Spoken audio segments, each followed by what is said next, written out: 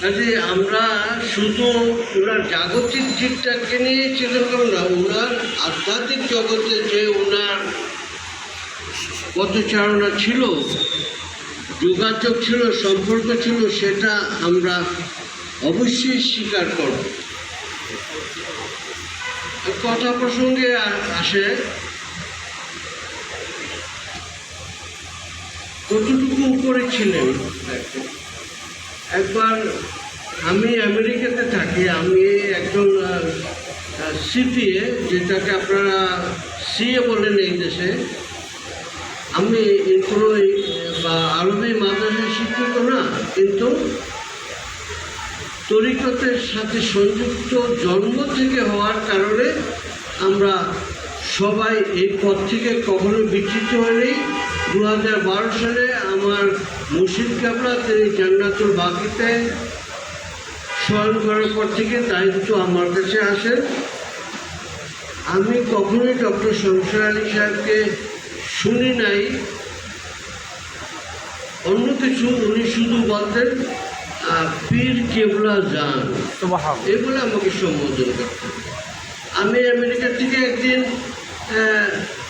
উনি ফোন করলেন, আমি ফোন উঠালাম হোয়াটসঅ্যাপে।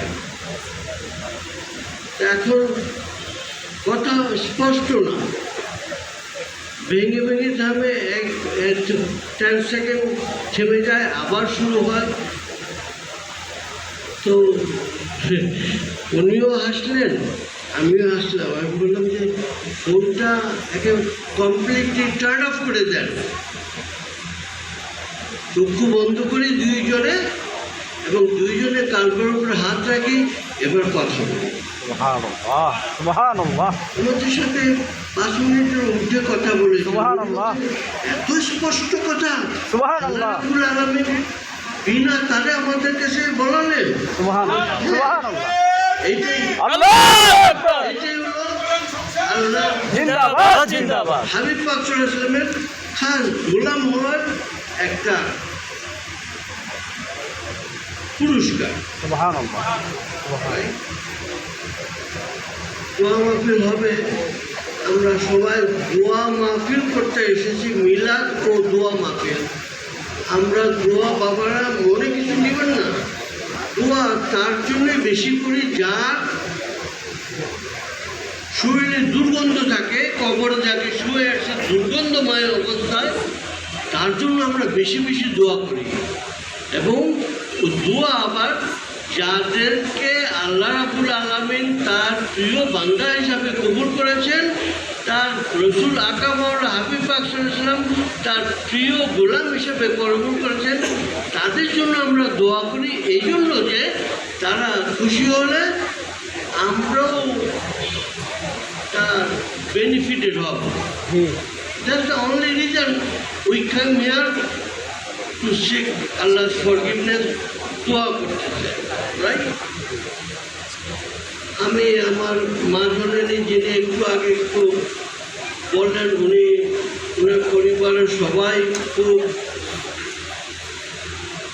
এই ত্যাগের সহ্য করার ক্ষমতা আল্লাহ দিবেন ইনশাল্লাহ।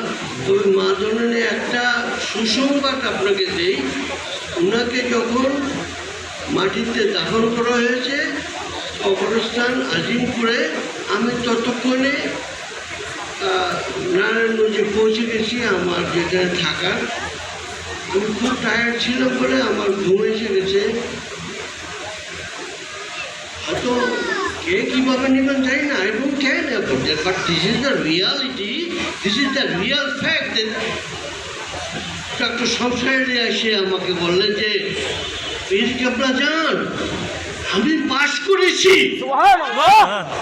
আমি কি পাশ করেছেন সেটা আমার বাবা জানেন। সত্য কি প্রশ্ন করেছে, তিনি সব কিছুতে পাশ করেছেন। কাজে উনার পরিবারকে আমি বলবো, আপনারা উনাকে নিয়ে কোনো দুশ্চিন্তা করবেন না। উনি অবশ্যই আমাদের সকল চেয়ে অনেক ভালো থাকবেন, ভালো আছেন, এবং উনি আমাদের জন্য সর্বসময় দোয়া করবেন। যারা আমরা উনার অন্তরের সাথে মহাব্বত রাখতে পারবো, তারা এই দুনিয়াতে বসে তার মহাব্বত আমরা পাবো। আমিন আল্লাহুম্মা আমিন। আমার আর কি বলার নেই, সালাম সালাম হবে ইনশাআল্লাহ।